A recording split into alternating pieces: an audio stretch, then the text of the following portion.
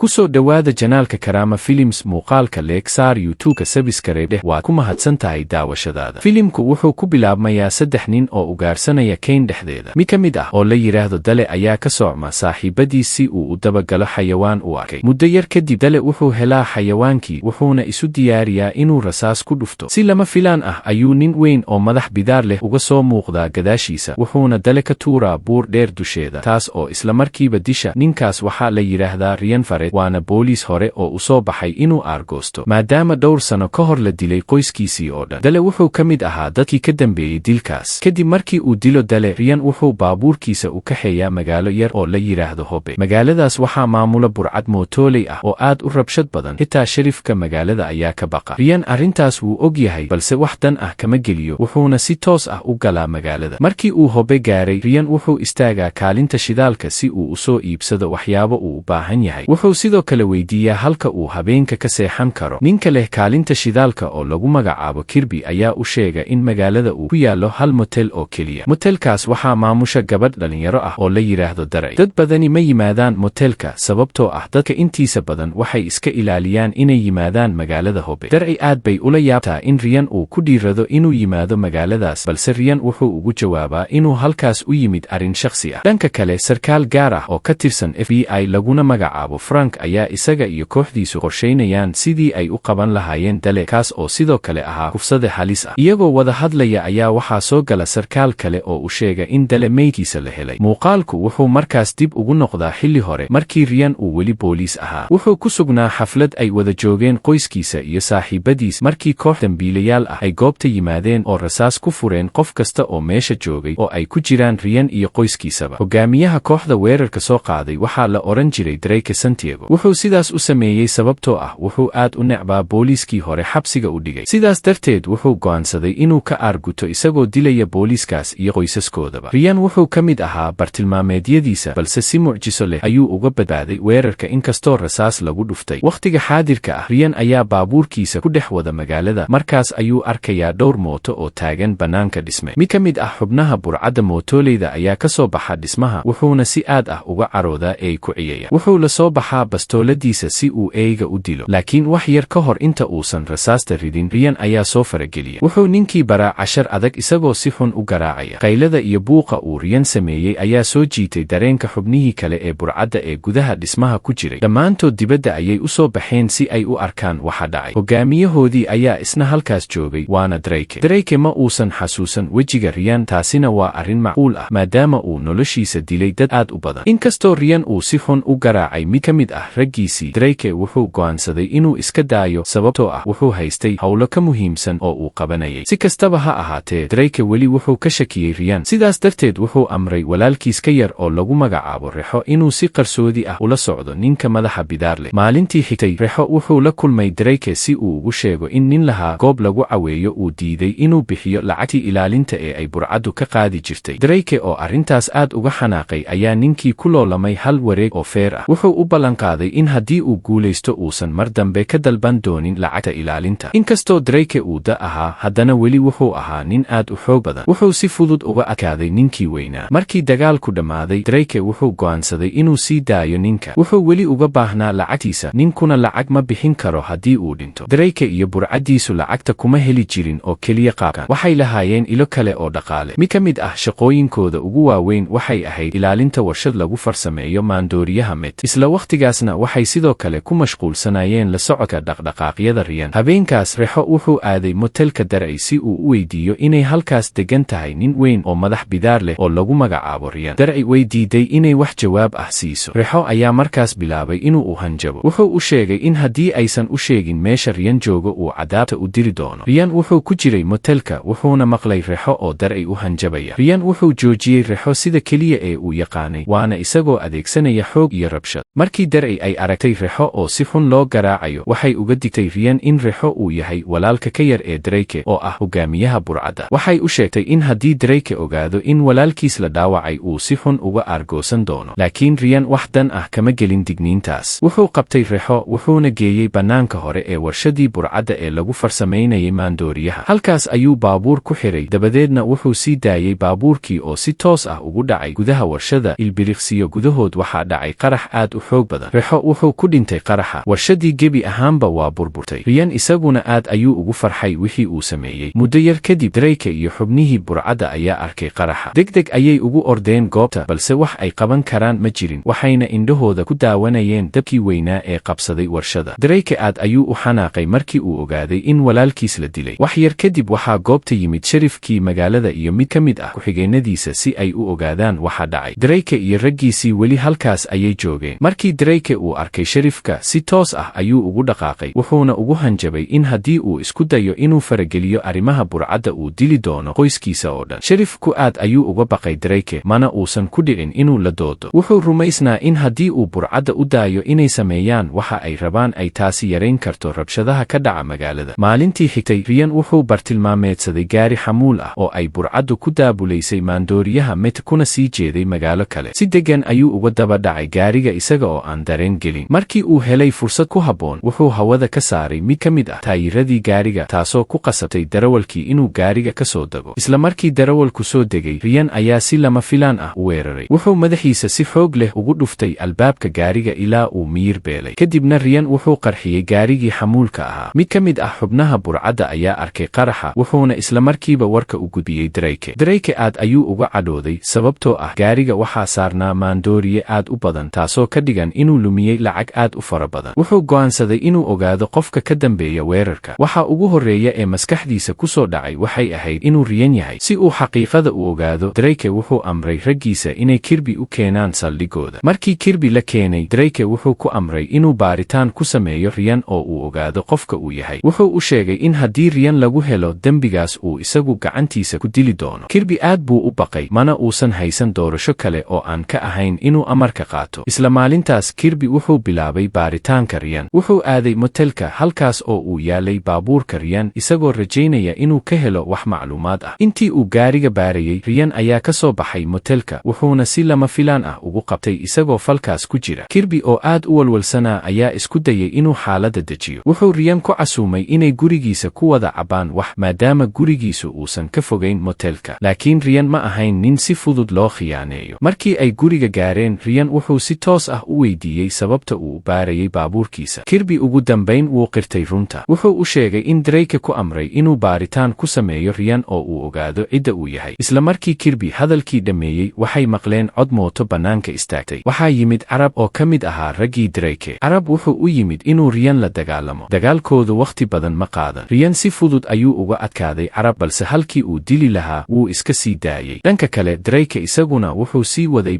baaritaankiisa. wuxuu la kulmay sharifka magaalada si uu uga helo xog ku saabsan Ryan. intii ay wada hadlayeen, sharifku wuxuu u sheegay in Ryan uu yahay booliis hore oo shaqada iska casilay kadib markii qoyskiisii la dilay. markii uu xogtaas helay, Drake wuxuu ugu mahadceliyey sharifka, wuxuuna siiyey lacag. habeenkaas dambe, Drake iyo raggiisii waxay aadeen guriga Kirby isagoo hurda. Drake aad ayuu uga niyad jabay sababtoo ah Kirby ma uusan helin xogtii uu ka rabay Ryan. ciqaab ahaan, Drake wuxuu amray Carab inuu dilo Kirby. subaxdii xigtay, Ryan wuxuu ogaaday in Kirby la dilay. isla markiiba wuxuu fahmay in falkaas ay ka dambaysay burcaddii Drake. isaga oo aan wakhti lumin, Ryan wuxuu aaday mid ka mid ah goobaha lagu caweeyo ee Drake leeyahay. markii uu gudaha galay, wuxuu si xun u garaacay dhammaan xubnihii burcadda ee halkaas joogay. kadib wuxuu afduubtay Carab. wuxuu ku riday sanduuqa dambe ee baabuurkiisa. markii dambe ayuu dilay Carab, dabadeedna meydkiisii ku tuuray bannaanka xarunta ugu weyn ee burcadda. markii Drake uu arkay meydka Carab oo ahaa ninkii uu ugu jeclaa raggiisa, aad buu u xanaaqay. isla markiiba wuxuu amray dhammaan raggiisii haray inay isugu yimaadaan, hubkoodana diyaarsadaan si ay ugaarsi ugu bilaabaan Ryan. habeenkaas dambe, motelka dhexdiisa, Darcy waxay maqashay dhawaaqyo shaki leh oo bannaanka ka imaanaya. isla markiiba waxay ka kacday fadhigii ay ku fadhiday, waxayna gacanta ku dhigtay qorigeedii shotgunka ahaa, iyadoo isu diyaarisay inay rasaas ku furto cid kasta oo albaabka jebisa. laakiin Ryan oo durba fahmay in cadowgiisu soo gaaray, ayaa Darcy ku yidhi, miiska soo dhowaynta gadaashiisa isku qari. daqiiqada yar kadib, albaabka hore ayaa si tartiib ah u furmay, waxaana gudaha soo galay rag ka tirsan burcaddii Drake. Ryan wuu sugayay ilaa ay dhammaantood gudaha u soo galeen oo ay si fiican ugu soo dhowaadeen. markii ay masaafad dhow yimaadeen, Ryan wuxuu Darcy ku amray inay damiso nalalka. isla markiiba mugdi buuxa ayaa qolka qariyey. wax yar kadib, waxaa hawada isku shareeray rasaas aan kala joogsi lahayn. muddo gaaban kadib, Darcy ayaa dib u shiday nalalka. waxay la yaabtay wixii ay aragtay. dhammaan xubnihii burcadda waxay yaaleen dhulka iyagoo meyd ah. Ryanse xitaa hal dhaawac ma gaarin. Ryan wuxuu fahmay in motelku dalku uusan mar dambe ammaan ahayn. Sidaas darteed wuxuu Darci la baxay si ay goobta uga baxsadaan. Nasiib darro, Ryan ma uusan ogeyn in cadowgiisu bannaanka ku sugayay. Markii ay dibadda u soo baxeen, burcaddii ayaa si lama filaan ah weerar ugu qaaday. Waxay si arxan darro ah u garaaceen Ryan ilaa uu miyir beelay. Markii Ryan miyirsaday, wuxuu hortiisa ku arkay Drake. Isaga iyo Darci labadaba waxaa loo kaxeeyey xarunta burcadda. Xaruntaas waxay ahayd markab weyn oo biyaha dul sabaynayay. Ryan gacmihiisa waxaa lagu xiray kursi adag, sidaas darteed ma uusan dhaqaaqi karin. Drake wuxuu u sheegay inuu dili doono isaga iyo Darci labadaba, laakiin ka hor inta uusan dilin wuxuu sheegay inuu marka hore Darci dhibaato iyo silic gaarsiin doono. Kadib wuxuu amar ku siiyey mid ka mid ah raggiisa inuu jirdilo Ryan, halka isaguna uu dhaqaaqay qolkii dambe. Ninkii xoogga badnaa wuxuu bilaabay inuu Ryan si arxan darro ah u garaaco, isagoo ku raaxaysanaya xanuunka uu geysanayay. Laakiin si lama filaan ah, Ryan wuxuu iska furay xariggii gacmihiisa. Isla markiiba wuxuu weeraray ninkii. Dagaal gaaban kadib, Ryan wuxuu suuxiyey ninkii. Kadib wuxuu bilaabay inuu markabka ka dhex raadiyo Darci. Intii uu socday, wuxuu la kulmay dhowr xubnood oo ka tirsan burcadda, kuwaas oo isku dayay inay joojiyaan, laakiin Ryan aad buu uga xoog badnaa. Mid ayuu uga adkaaday dhammaantood. Ugu dambayn wuxuu helay Darci. Waxay ku xirnayd xarig, afkeedana waxaa lagu daboolay cajalad adag. Ryan wuxuu ka furay xariggii iyo cajaladii afka uga xirnay. Kadib waxay bilaabeen inay raadiyaan waddo ay markabka kaga baxaan, laakiin Drake diyaar uma ahayn inuu si fudud u sii daayo. Ryan wuxuu